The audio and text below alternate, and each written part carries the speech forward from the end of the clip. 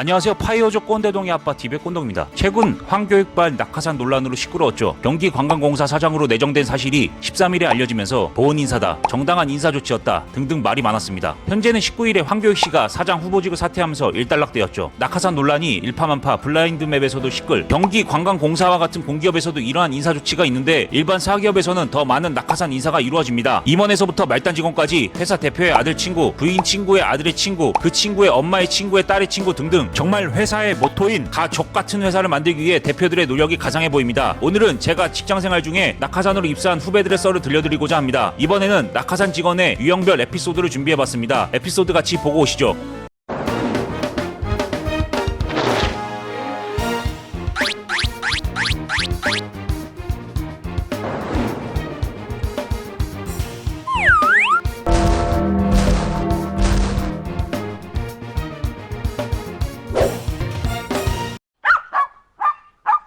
에피소드 1. 당당하게 낙하산이라는 것을 밝히는 유형.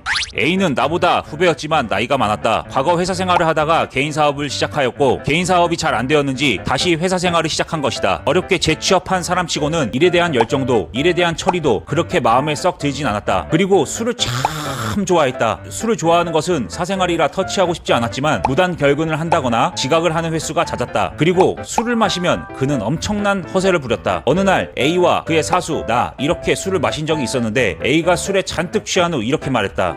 사수님, 맨날 괴롭히는 그 고객사 X하고 내가 Y 대리 내가 3개월 안에 잘라버려 드릴게.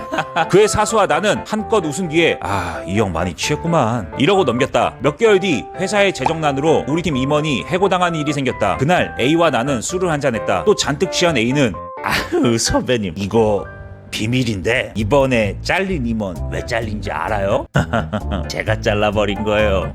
왜 그렇게 생각하는데요? 어이가 없던 나는 허무한 듯 웃으며 물었다. A는 한껏 눈이 풀린 채로 나를 보며 말했다. 제가 우리 회사 대표님 부인의 친구 아들이거든요. 아무리 회사 대표의 부인이라고 할지라도 인사정책에 참여할 수 없었기 때문에 나는 그냥 헛소리라 생각하고 웃어넘겼다. 하지만 그의 허세는 날이 갈수록 심해졌다. 우리 회사 먹여 살리는 게 누군지 아세요? 그 바로 저예요.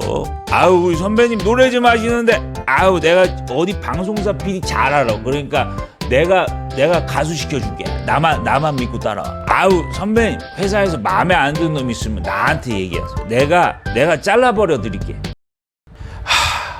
너를 잘라버리고 싶다 이 새끼야. 에피소드 2. 누가 봐도 낙하산인데 본인만 모르는 유형.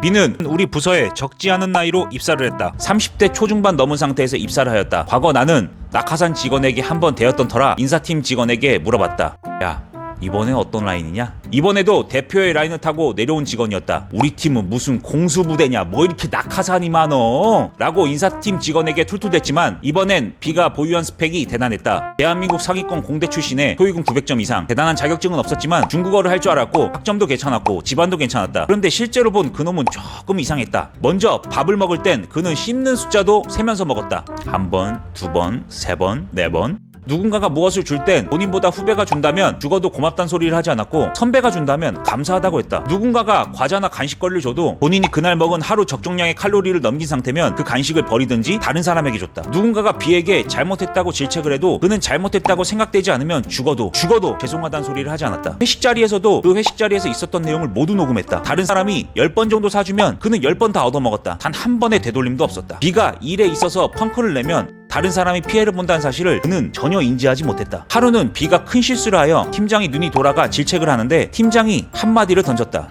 야, 너는 라인 타고 들어온 새끼면 남들보다 더 열심히 해야 될 거 아니야, 엄마. 팀 내에는 정적이 흘렀다. 그리고는 B의 대답. 라인? 무슨 라인요? 저는 면접 보고 당당히 입사했는데요. 그는 이미 입사가 내정돼 있는 상태에서 본 형식상 면접이 정말 정당한 면접이라고 생각했던 것이다. 정말 진심으로 남들은 다 알지만 본인만 낙하산인 줄 모르는 낙하산 직원이었다. 에피소드 3. 낙하산임을 철저히 숨기고 비밀 임무를 수행하라. C는 나이도 많고 경력도 있었지만 경력이 우리 회사 분야가 아닌 주얼리 쪽이었다. 어떻게 입사를 했는지 궁금하기도 했지만 생글생글 웃으며 다른 사람과도 잘 지냈다. 월급도 많지 않은 상황인데 직원들을 데리고 나가 밥도 사주고 간식거리도 자주 사왔다. 하지만 회사에서는 업무가 1순위가 돼야 하는 법, 주얼리 판매를 하다 와서 엑셀이나 OA 프로그램 및 ERP와 같은 프로그램을 전혀 만지지 못했다. 타자는 독수리 타법인데 고객사에서 인보이스가 오면 구글에 돌려보던 사람이었다. 원래 개인이 하던 업무가 10이라면 그녀는 3에서 4밖에 하지 못했고 나머지 6에서 7은 다른 직원들에게 분배됐다. 그래도 장점이라곤 그녀는 착했다. 그리고 착하고 착했다. 가끔은 본인이 하고 있던 주얼리 판매나 하지 왜 본인이 하던 업무와 다른 분야 회사에 입사를 해서 이렇게 사람을 힘들게 하지? 라는 생각을 하게 되었지만 1년이 지나고 그 이유를 알게 되었다.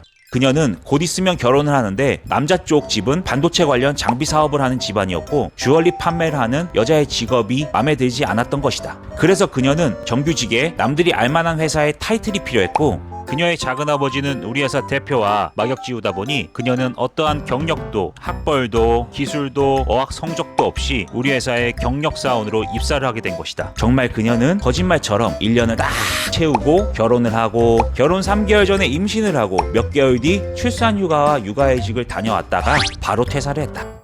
그렇다. 그녀는 다 계획이 있었던 것이다. 내가 봤던 낙하산 중에 가장 계획적이고 가장 뛰어난 낙하산 요원이었다. 지금까지 3개의 에피소드를 보셨습니다. 통상 낙하산의 특징은 몇 가지가 있습니다. 첫 번째, 일을 잘 못합니다. 두 번째, 일을 정말 못합니다. 세 번째, 일을 더럽게 못합니다. 나만 일을 잘하면 되지 왜 낙하산을 신경 쓰냐고 하시는 분들도 계실 겁니다. 그 말 맞습니다. 하지만 낙하산 인사가 하나 늘어날 때마다 회사의 영업이익과 순이익은 줄어들고 본인의 승진 기회와 연봉 인상이 줄어든다는 것도 염두에 두셔야 합니다. 그래서 오늘의 결론, 족보부터 다시 뒤져보자. 혹시 모르니까. 지금까지 꼰동이었습니다. 감사합니다. 일로 와봐. 일로 와봐. 앉아. 앉아. 여기 앉아. 옳지. 자 용돈. 옳지. 가.